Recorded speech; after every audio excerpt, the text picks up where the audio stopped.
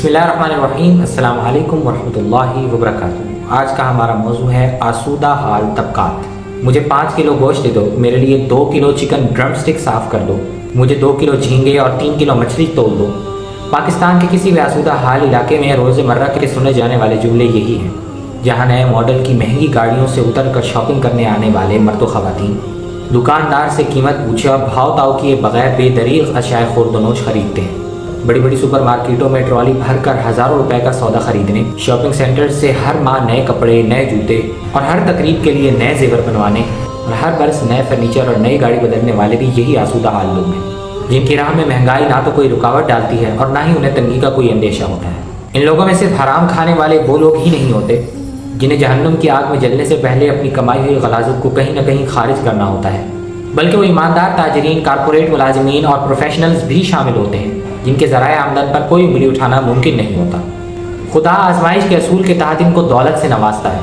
वो देखना चाहता है कि ये इस दौलत से जन्नत की नाखत्म होने वाली नेमतें खरीदते हैं या वो फ़ानी लज्जतें और आर्जी सहूलियात जिन्हें चंद बरस के अंदर अंदर यहीं छोड़कर इन्हें खुदा के हुजूर हिसाब के लिए पेश होना होगा।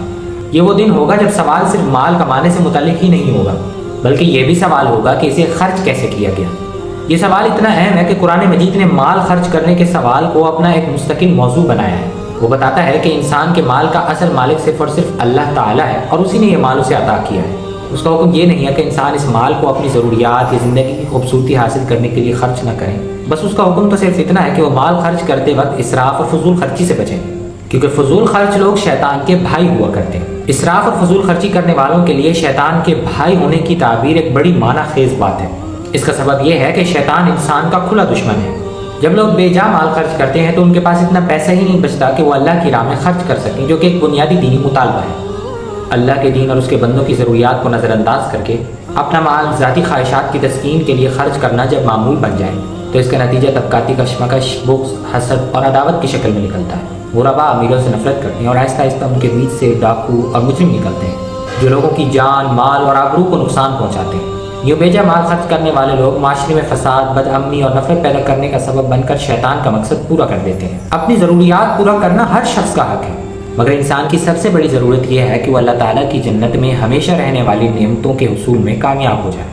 ये कामयाबी सिर्फ वो शख्स का मुकद्दर है जो दुनिया में अपनी ज़रूरियात को बेरोक टोक बढ़ने न दे, बल्कि उनको काबू में रखे, अपनी गैर ज़रूरी ख्वाहिशात की हदबंदी करे। वो बेशक अपनी दुनिया की तामीर पर खर्च करे, मगर उसके साथ वो दुनिया में ज़रूरतमंदों पर खर्च करके आखिरत में भी अपना सरमाया महफूज करे। ये काम कोई फजूल खर्च आदमी नहीं कर सकता, क्योंकि उसके पास पैसे खर्च करने के लिए बचते ही नहीं, क्योंकि फजूल खर्च लोग शैतान के भाई हुआ करते हैं और आने वाली दुनिया में वो अपने इसी भाई के साथ जहन्नुम की आग में झोंक दिया जाए।